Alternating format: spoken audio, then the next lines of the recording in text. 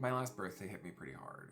And it was definitely the first time in my life that I didn't really feel celebratory. My 20s came and went, and I'm no longer the youngest 30-something in the room.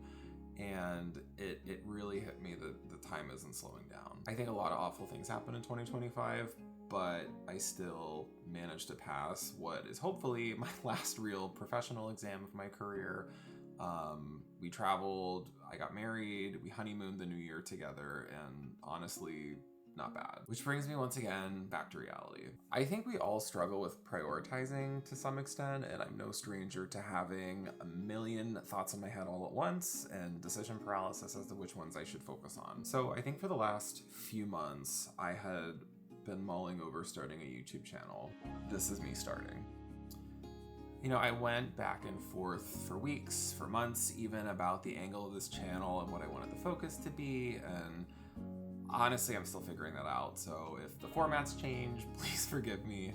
I think overall, I want to figure out how to live an intentional life in 2026. I think it feels harder and harder to figure out what is real, what isn't real, what's human-made, what's AI-made, and it's feeling even more difficult to live a life that's true to your values. There's a saying that beyond mountains, there are mountains, and maybe we're just watching our problems evolve as we greet new ones, or maybe the tech apocalypse has started. I don't really know, but it's started to seem like as a person, it's incredibly challenging to feel like you're in control of the decisions that you're making. Corporations decide what products they stock in their stores, social media companies curate the content that's shown to you for maximal engagement, and while it might feel like you're choosing in a moment, has Instagram already decided what's worth seeing before you even log on? And even career-wise for me, it felt like much of my life, the path was just more education, more training, just go, go, go. And now that I'm finally off of that hamster wheel, I want to interrogate how we can take back some of our own agency in living lives that we actually care about. That's not new, it's not revolutionary, but it is something that has been on my mind for the last year and a half. So during my honeymoon with my now husband, I thought a lot about what it means to be a good partner, and one of the biggest ways is showing up for the people around us in ways that actually matter, like cleaning the kitchen when you're exhausted after a day of work, putting your phone down during a conversation, or being financially responsible with money so that you'll be able to take that next trip that you want to and not go into debt for it, or actually have a retirement. And that type of love sort of brings me to my focus for 2026, which is a low or slow by year. So I went back and forth about calling this a no buy year, but I've struggled with like cutting things out or being restrictive, and I know myself well enough that if I put all of these categories of spending as off limits, I'm not going to follow through with it. I don't want this year to be about not buying things. I want it to be about leveraging my money to live the life that I actually want. So I have some ground rules in place, which we'll get to, but I want to tackle why I'm doing this in the first place.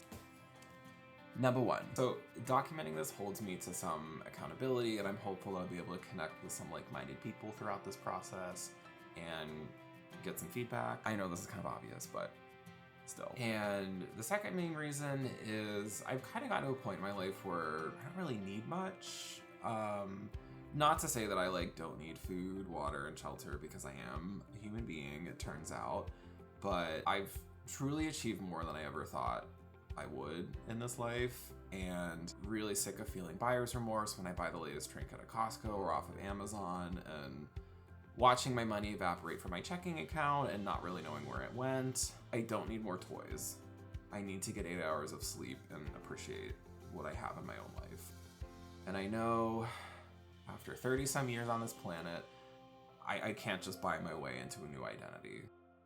Reason number 3 is being able to really show up for the people that I have in my life. I have a husband, I have a dog now, and it really feels important to me to be able to provide for the people that I care about. As I've gotten older, I certainly feel pressure to do that, but also I want to engineer a life where I can spend time with them. And I think providing is great, but if you can't show up for them, that kind of feels like a an unfair trade-off to me.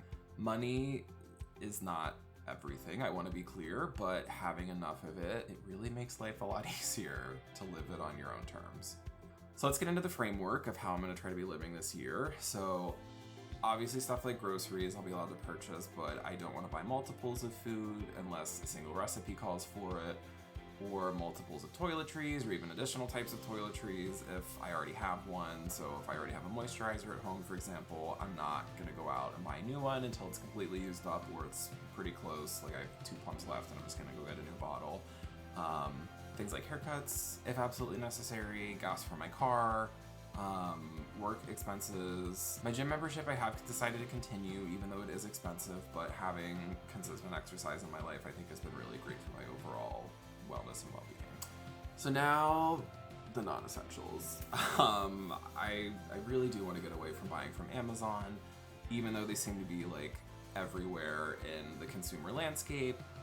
I feel like most of what I end up buying on Amazon just ends up being non-essentials anyway, so I'm not super worried about this. Things like housewares, candles, decor, skincare stuff, like not buying this year. As well as clothing, with the exception of underwear. Yikes. I'll allow myself to call a taxi or rideshare if I'm splitting it with somebody, and public transit would be double the time, or if there's no public transit option. Looking at you, America. I want to limit myself to eating out only if it's a social setting, and I pack my breakfast, I pack my lunch most days, so I don't think this should be super difficult. There have been some times where I forget to meal prep and I end up going to get fast food and it's $15 and I'm like, this wasn't tasty and it wasn't nourishing at all, so like I kind of want to avoid doing that.